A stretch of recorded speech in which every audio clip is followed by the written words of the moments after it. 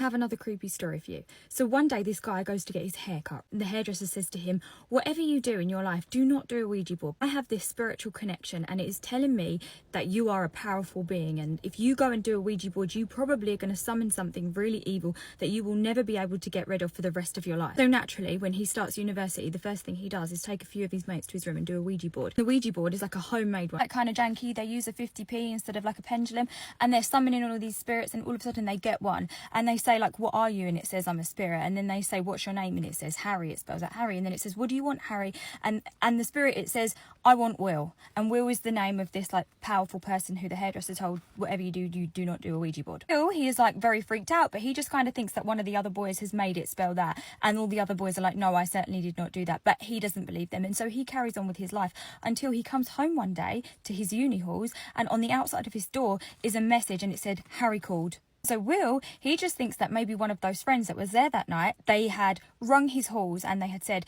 could you please let Will know that I am Harry and I'd like to speak to him. And so somebody had left this message on the outside of his door. The next few weeks, this happened several times. Every time he would come home, there would be another message and it would say, Harry called, but he was never there when the phone calls came, until one day he was there. Somebody comes, they knock on Will's door and they say, Harry's on the phone for you. Will, he's a little bit nervous and probably a bit reluctant, but he goes and he answers that phone, and guess what? There's no one there. Well, there is someone there, but they are talking in like gibberish. He can't understand a thing that they're saying. In fact, it sounds almost like somebody is having a conversation in the background, and it's like almost like a butt dial. Despite the fact that he cannot understand a word of what's being said on the other line, he knows that whatever's going on, it's ominous. He just has this pit feeling in his stomach and he can't shake it. He knows it's bad. Will just hangs up and he goes back to his room and he can't figure out what the hell is going on. Harry, whoever he is, he stops calling. That is until the following winter, whole year later, different set of uni halls, completely different address. He comes home and guess what? There's a message on his door. Harry called.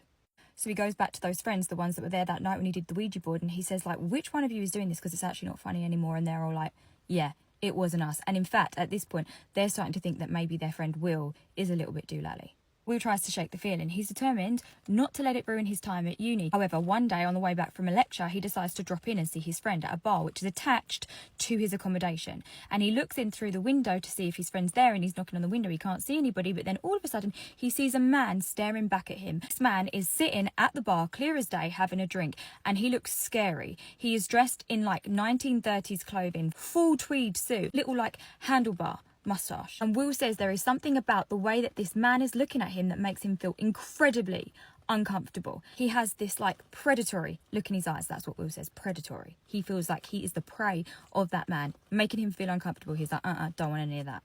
But then he manages to speak to the manager of the bar, and the manager of the bar is like, absolutely no way that there was anybody sitting in there, because that has been closed since the night before, since the cleaners have been in. So I know for a fact nobody's been in or out. So now Will's like, what the hell did I see? There was definitely a man there, and he was definitely giving me some eyes that I did not like. Meanwhile, he is still being left those creepy messages telling him that Harry called him.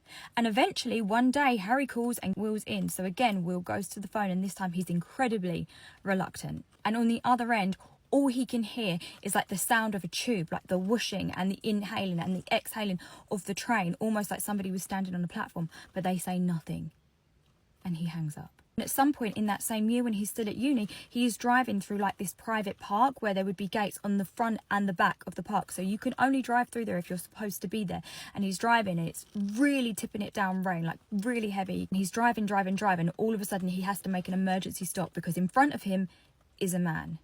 And the man is wearing full tweed, and he has a handlebar mustache, and he is looking at Will in a way that he doesn't like.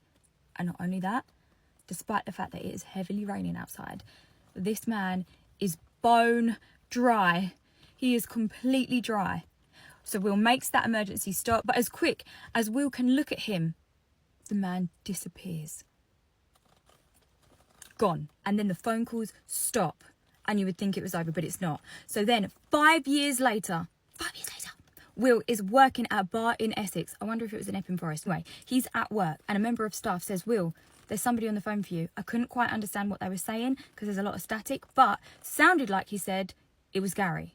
So now Will is thinking, no way, it can't be. This is 5 years later. Surely Harry has moved on. Will, he picks up that phone really reluctantly, and he can hear nothing but heavy breathing on the other end. So again, he just hangs that up. To that night, he goes home, he gets into his bed. he locks the doors. But at some point he wakes up and he can hear somebody entering his home.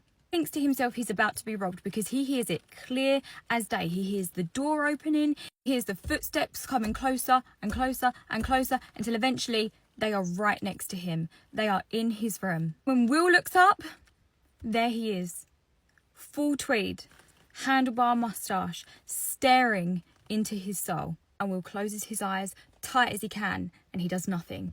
And he just prays that when he opens them, whoever this guy is, he will be gone. And he is.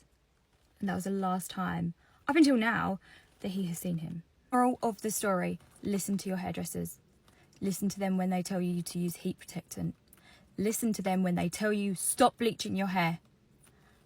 And listen to them when they say don't use a Ouija board, because hairdressers, they really do talk a lot of sense.